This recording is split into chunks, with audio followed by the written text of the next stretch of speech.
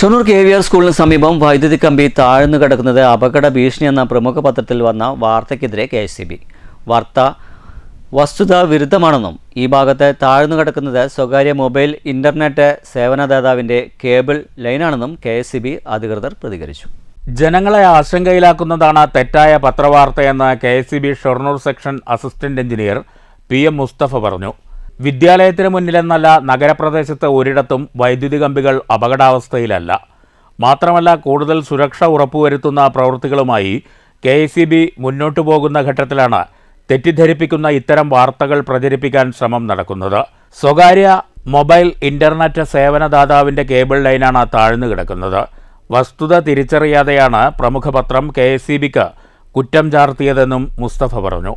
ഇവിടെ എന്ന് പറഞ്ഞു കഴിഞ്ഞാൽ നമുക്കിപ്പോൾ നമ്മുടെ ഈ ഭാഗം ഫുള്ള് ഇപ്പോഴത്തെ മറ്റേ RDSS വർക്കിൽ ഫുള്ള് നമ്മൾ രജിസ്റ്റർ മറ്റേ ഷാക്ലിങ്ങും മറ്റേ പുതിയ ലൈനൊക്കെ വലിച്ച് ക്ലിയർ ചെയ്ത് വെച്ചതാണ്. KSEBയുടെ യാതൊരുവിധ സേഫ്റ്റി ക്ലിയറൻസിന്റെ മറ്റൊരു കാര്യങ്ങളൊന്നും ഇവിടെ ഇല്ല. പക്ഷെ അന്നേരം ഇവിടെ കുറെ നമ്മുടെ കേബിൾ ടിവിയുടെ ലൈനുകൾ നിലത്ത് കൂടെ കിടക്കുന്നുണ്ടായിരുന്നു. അപ്പൊ അവരോട് ഞങ്ങൾ പറഞ്ഞ് അത് സഹകരിക്കുന്ന കേബിൾ ടിക്കാരൊക്കെ വന്ന് അതൊക്കെ ക്ലിയർ ചെയ്ത് എല്ലാം സെറ്റ് ചെയ്ത് വെച്ചതാണ്. ഇവിടെ കിടക്കുന്ന മുഴുവൻ കേബിൾ ടിവി ലൈനുകളാണ്. ഇത് അവരോട് നമ്മൾ പറയാറുണ്ട്, അവരുടെ കേബിൾ ടി വി ഇപ്പൊ നമ്മൾക്ക് കേബിൾ ടി വി ലൈന് അവരോട് ഓതറൈസ്ഡ് ആൾക്കാരോട് പറയാൻ മാത്രമല്ലേ പറ്റുള്ളൂ. അവരുടെ ലൈൻ വലിച്ചിട്ട് നമുക്ക് അത് ക്ലിയർ ചെയ്ത് മറ്റു കാര്യങ്ങളും നമുക്ക് ചെയ്യാൻ കഴിയില്ലല്ലോ.